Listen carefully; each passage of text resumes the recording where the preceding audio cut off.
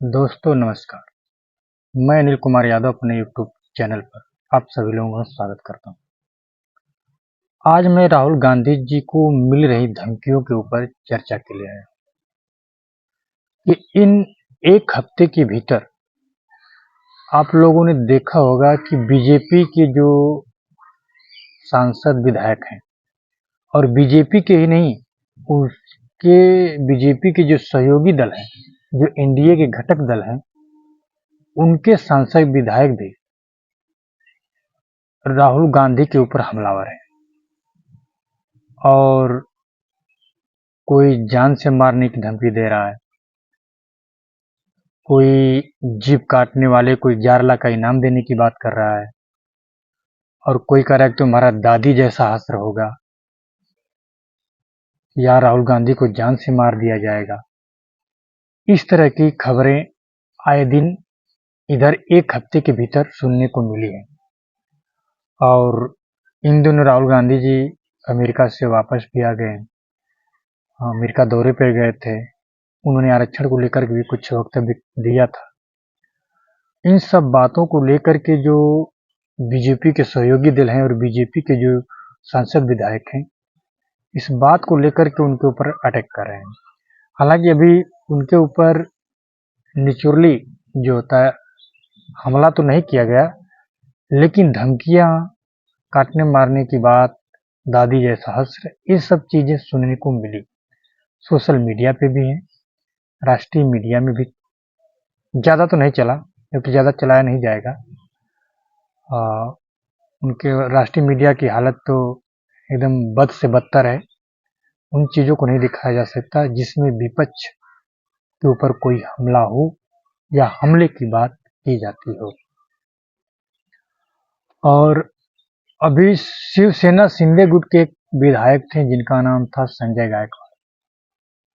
उन्होंने मीडिया में बात करते हुए, लोगों को संबोधित करते हुए कहा कि जो व्यक्ति राहुल गांधी की जीप काट कर लाएगा उसको 11 लाख रुपए का इनाम दिया जाएगा। और इसके बाद एक और बीजेपी के सांसद थे, राहुल गांधी को जान से मारने की धमकी की बात करने लगे। इसके बाद फिर एक मीडिया में खबर आई कि राहुल गांधी का हाल उनकी दादी जैसा होगा। तो इस तरह की खबरें आए दिन आ रही हैं।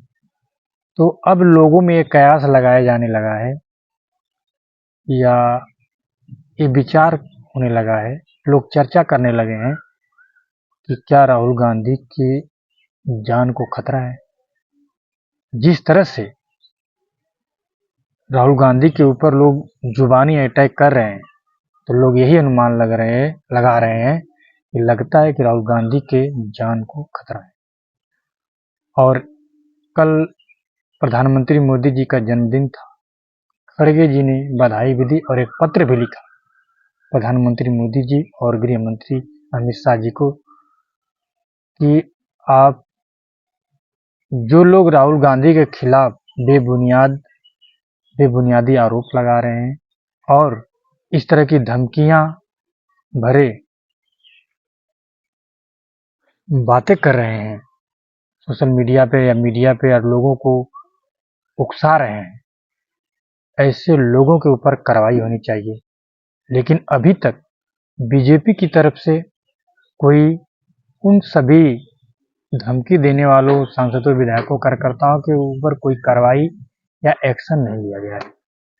और इस बात को लेकर के खड़गे जी ने प्रधानमंत्री मोदी जी को चिट्ठी लिखी उनके जन्मदिन पर, उनको शुभकामनाएं भी दी और चिट्ठी भी लिखी। तो दोस्तों, अब इसी से ये देखा जा सकता है कि भारत की राजनीति का स्तर कितना गिरता जा रहा है। अब लोग हिंसक हो चुके हैं। अभी तो जुबान से हिंसा कर रहे हैं, हो सकता है कि कुछ दिन बीते, यही नफरत भरी अगर राजनीति रही तो लोग मार काट पे उतर आएंगे। वैसे तो बहुत मार काट रोडों पे आम जनता को मतलब मारा जा रहा है, काटा जा रहा है, लेकिन अब बड़े लोगों को भी इसमें शामिल कर लिया जाएगा, बड़े हिस्से के लोगों को, क्योंकि उनके पास सिक्योरिटी है तो उनके हाथ लोग जा नहीं सकते जल्दी।